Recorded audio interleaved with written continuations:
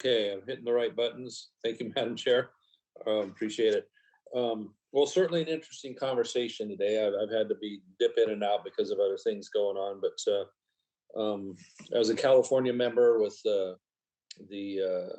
issue with high-speed rail in our own state, you know, and I'll join some others in saying, look, I'm not against the concept, and I think the Northeast Corridor is our best chance for success on that and other areas, and you know, as we look at them. But when I see where Texas is having a hard time, when Texas is having difficulty with their abilities to streamline and get through a process, how the heck is California going to do it at 50% higher prices for everything, a regulatory climate that is a lot more negative to doing it? And this is, you know, scored as an environmental project, and we still can't get very far with, as a state legislator, I was, you know, very interested in this and carried legislation on the high-speed rail project here, you know, trying to link LA and San Francisco with supposed spurs to Sacramento and San Diego as well.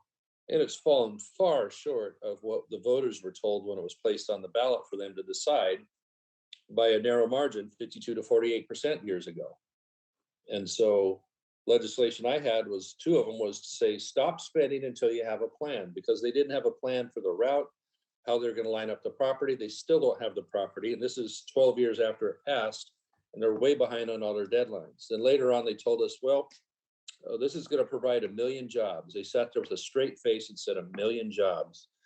Finally, we got them in committee a few years after, and they said, well, that means 1 million job years. Well, as the way it's going, it's starting to look like 1 million years, because they are so far behind, and the price is at least tripled. And I've heard in the earlier testimony, they're going to need many more billions of dollars from the federal government to continue going along. And so far, the federal government has committed to a total of about 3.3 billion under the Obama era ARA Act. And the state hasn't even put its own money forward. But so it just continues to be a frustration. So to hear a possibility of a high-speed rail line in California that might work, that Brightline is working on, the Los Angeles, Las Vegas route, it had been referred to as the Desert Express before, and some good work had got done towards that. But what I need to bring in as a question here to Mr. Reininger here is that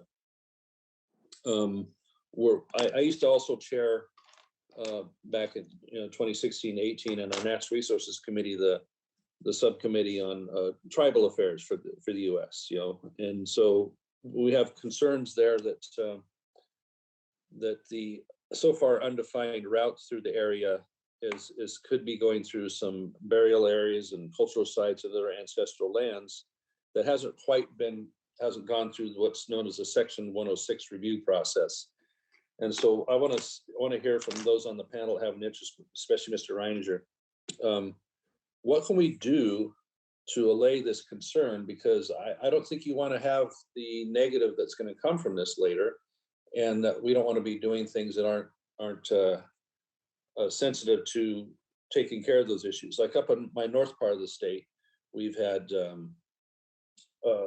levee repair processes that were important, but some of those go through old tribal sites and such, and there's people, you know, that were buried there and such. But working with the tribes, they were able to, you know, it took some elbowing of getting the Army Corps of Engineers to pay attention to that, but the tribes are very forward with us, trying to say, hey, we want to help get this done, but we just need to have proper respect done for these old sites.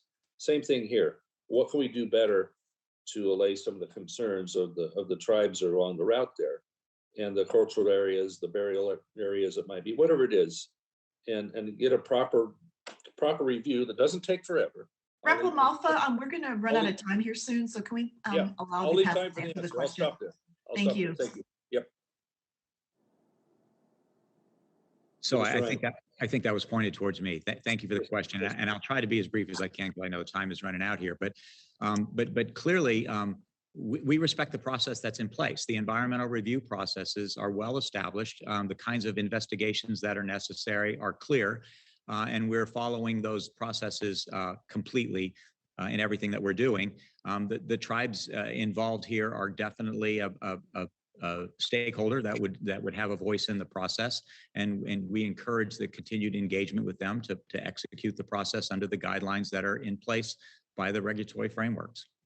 Well, it's seemingly not paying enough attention to Section 106 as it's titled, and they're not getting the results. So I don't think you want ultimately to go to some a worse outcome with, who knows, it could cause litigation, because it really hasn't been addressed from everything I've understood.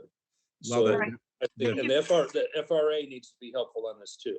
So, but instead of just trying to push through on something that could cause legal issues or a lot of hard feelings later. So I'd look for a commitment to take a closer look at that.